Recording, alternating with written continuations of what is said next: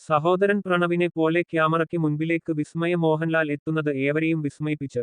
Jude Anthony Joseph സംവിധാനം ചെയ്യുന്ന തുടക്കം സിനിമയിലൂടെ വിസ്മയ നായികയായി അരങ്ങേറ്റം കുറിക്കുന്നത്. തുടക്കത്തിൽ ക്യാമിയോ വേഷത്തിൽ മോഹൻലാൽ പ്രത്യക്ഷപ്പെടുന്നുണ്ട്. പ്രണവ് മോഹൻലാൽ നായകനായി എത്തിയ ആദിയിലും മോഹൻലാൽ ക്യാമിയോ വേഷത്തിൽ എത്തിയിരുന്നു. ആശീർവാദ സിനിമാസിന്റെ ബാനറിൽ ആന്റണി പെരുമ്പാവൂർ നിർമ്മിക്കുന്ന 37 സ്വരചിഹ്നം ആ മത് ചിത്രമാണ് തുടക്കം. ആഗസ്റ്റിൽ ചിത്രീകരണം ആരംഭിക്കും. അതേസമയം ക്യാമറയ്ക്ക് പിന്നിലാണ് തനിക്ക് താത്പര്യമെന്ന് വിസ്മയ മുമ്പ് പറഞ്ഞിട്ടുണ്ട്. മോഹൻലാൽ സംവിധാനം ചെയ്ത ബറോസിൽ സഹസംവിധായികയായി വിസ്മയ പ്രവർത്തിച്ചിട്ടുണ്ട്. ക്യാമറ കണ്ണുകളിൽ അധികം പ്രത്യക്ഷപ്പെടാത്ത വിസ്മയ സിനിമയിൽ അഭിനയിക്കണമെന്ന ആഗ്രഹം ഇതുവരെ വെളിപ്പെടുത്തിയിരുന്നില്ല. എഴുത്ത്, ചിത്രരചന എന്നീ മേഖലകളിലായിരുന്നു വിസ്മയ്ക്ക് താത്പര്യം. അതുകൊണ്ട് തന്നെ വിസ്മയയുടെ ആദ്യ സിനിമാപ്രവേശവും ആരാധകർ ഏറെ പ്രതീക്ഷയോടെയാണ് ഉറ്റുനോക്കുന്നത്.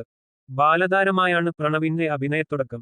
ജീത്തു ജോസഫിന്റെ സംവിധാന സഹായിയായിട്ടാണ് സിനിമയിലേക്ക് പ്രണവ് മോഹൻലാൽ സിനിമയിൽ ചുവടുറപ്പിക്കുന്നത്. 2022-ൽ പ്രണവിനെ നായകനാക്കി വിനീത് ശ്രീനിവാസൻ സംവിധാനം ചെയ്ത ഹൃദയം ബോക്സ് ഓഫീസിൽ വലിയ വിജയം നേടിയിരുന്നു. ഈ സമയങ്ങളിൽ ആരാധകർ വിസ്മയയുടെ വരവും പ്രതീക്ഷിച്ചു. എന്നാൽ ഇപ്പോൾ വിസ്മയ തന്നെ വിസ്മയം തീർത്തു. പ്രണവ് മോഹൻലാൽ നായകനായ ആദി നിർമ്മിച്ചതും ആശീർവാദ് സിനിമാസാണ്. 2018 എന്ന ബ്ലോക്ക് ബസ്റ്റർ ചിത്രത്തിനുശേഷം ജൂഡ് ആന്റണി ജോസഫ് സംവിധാനം ചെയ്യുന്ന തുടക്കം ആക്ഷൻ ഗണത്തിൽപ്പെടുന്നു. ചിത്രത്തിന്റെ ടൈറ്റിൽ ഡിസൈനും സൂചന നൽകുന്നുണ്ട്. മാർഷ്യൽ ആർട്സിൽ വിസ്മയ പ്രാവീണ്യം നേടിയതാണ്.